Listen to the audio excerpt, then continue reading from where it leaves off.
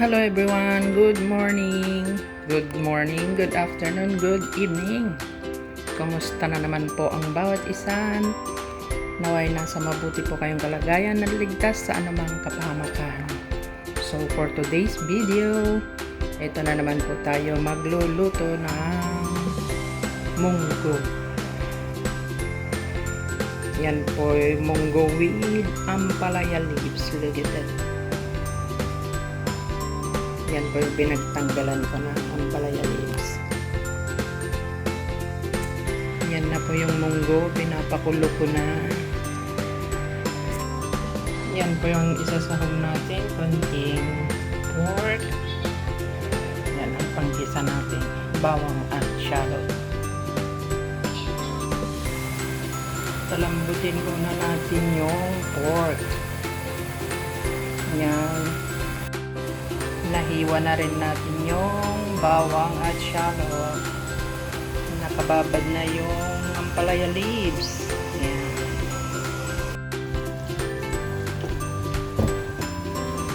Wala na yung tubig niya. Pagmamantikahin na natin yan. Diyan natin igisa yung bawang at shallot sa sariling mantika ng pork. Yan. Super init. Actually, today is Monday. Parang naririnig ko sa iba pagka Friday is Munggo Day. Sa akin, any day. Though the weather is so hot, meron kasi akong dahon ng ampalaya kaya nagluto pa rin ako ng munggo. Kasi ang munggo masarap ulamin yan pag umuulan. Partneran mo ng pritong daing or pritong isda. Sarap. O pritong galunggong, sarap.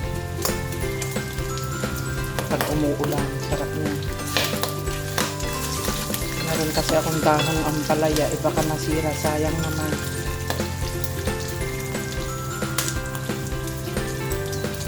Kaya yan, antayin natin lumabas pa yung mantika at saka natin igisa yung bawang at shallot.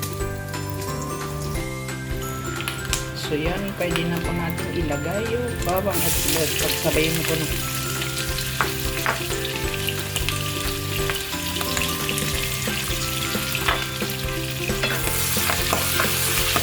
Ay, tarsik pa.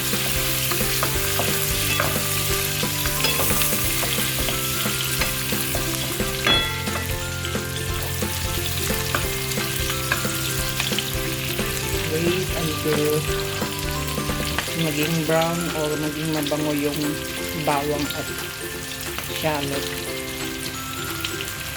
And then ibubuhos ko na lang dun sa munggo. Saka ko timplahan and then saka ko ilalagay yung dahon ng ampalaya.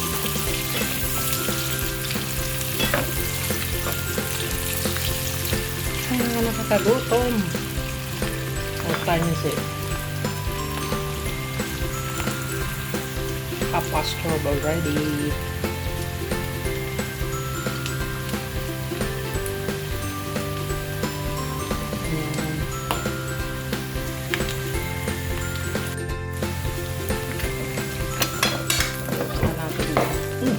Natakot naman dito sa may munggo.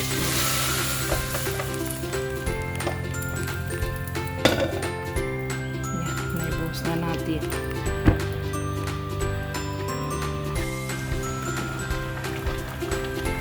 Timplahan natin ng patis. Yan.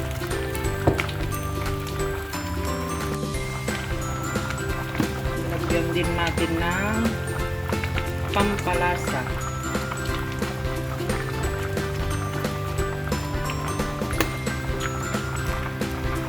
Timplahan muna natin bago natin ilagay yung dahon ng ampalaya. Nailagay ko na yung ampalaya. Yan. Nakalimutan kong on yung video. So yan na po.